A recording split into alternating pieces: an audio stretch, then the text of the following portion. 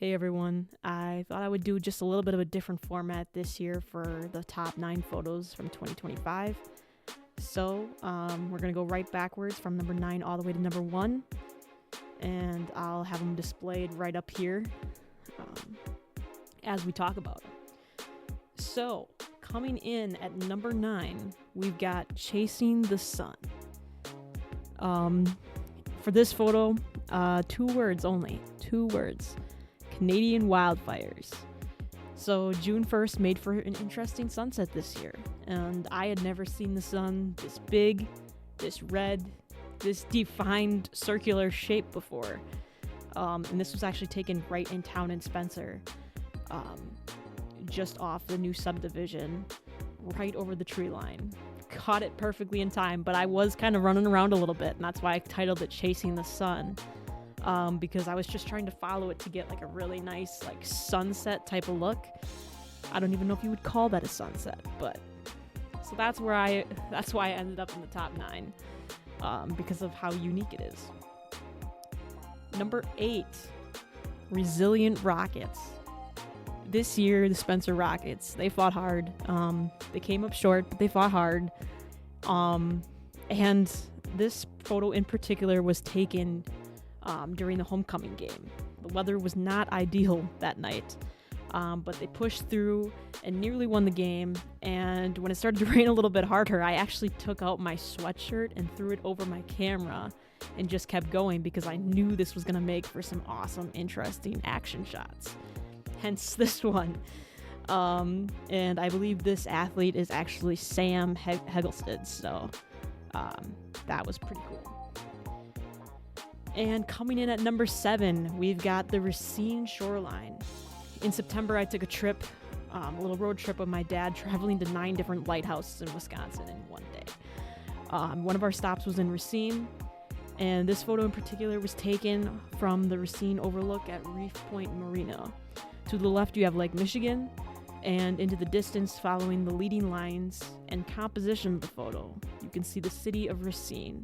The aqua turquoise accents from the posts and railings make this photo kind of stand out and kind of give it that marine water-like vibe, and that's why it landed on the top 9 of 2025. Coming in at number 6, we've got Sunset in the Cornfield. I like to play around with composition when it comes to sunset photos. That's nothing new. And golden hour just brings out colors and textures a little bit differently, and to the point where you can almost feel the photo. And in this photo in particular, you can literally almost feel the corn silk at the top of the corn cob from where that sun just hits. And that's exactly why it ended up on number 6. So, number 5, we've got Murph. It is no secret I absolutely love to capture moments from my best friends. And Alicia and Murphy took a trip out to my uncle's farm field, and we were able to catch some fall colors and fun photos. All I can say to this is I wish my 4-legged sister would love the camera as much as Murphy does, right, Coco? Number 4, we've got Goodco electric swing at the tack. I was given a different assignment than the usual for this performance. Usually I'm behind the scenes working on the lighting cues, but they actually needed a photographer, and without hesitation, of course, I said yes. The energy this group brought to the tack center, it was amazing. You can see it on the drummer's face, actually, and between the energy and the depth of field on this photo, that's why it really stood out to me, and that's why it came in at number 4. And if you definitely missed that performance, I'm sorry, but you missed a good one. There are lots of other good performances coming up this year at the Tack Center. Shameless plug, to go check out their website and buy some tickets. So number 3, Celebration in the Sky. It has become an annual tradition when weather permits, to usually set up a tripod at the Central Wisconsin State Fairgrounds in Marshfield on July 4th. That's usually when they host their fireworks show. But fireworks are one of my favorite photo subjects to capture, And this year I ended up with probably around 150 solid photos. This photo in particular captures 6 firework bursts and in one shot from the grand finale. And it was actually at a fairly fast shutter speed too. So that's why this photo really stands out, because usually photographers kind of open up their shutter speed, and that's how you get like the very long exposure bursts. But yeah, number 2, the Martins. I had never experienced a sparkler send-off at a wedding, let alone photographed one. So it was a first for me. It was the firsts. I don't even know what I'm trying to say. But anyway, it was a first for me on both occasions. And it was easily one of my favorite photos coming from photographing Alyssa's wedding that day.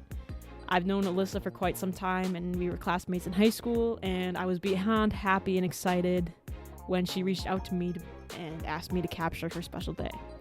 So, congrats to them again. But yeah, that was just a fun little awesome thing I got to do this fall here as well. And coming in at number 1, although the Martins was very much a close second, Highway 13. This photo was actually a long time in the making. Actually, probably a long period of time on my bucket list. I just never pursued it because I didn't want to do this alone, and it's kind of in the middle of the night, like when and how do I go about doing this? So I just never pursued it, like I said, because I didn't want to do it alone. And I was just kind of waiting for the right time to do so. So I picked a cold Sunday night in November to do this, and I convinced my friend Alicia to come along for the ride.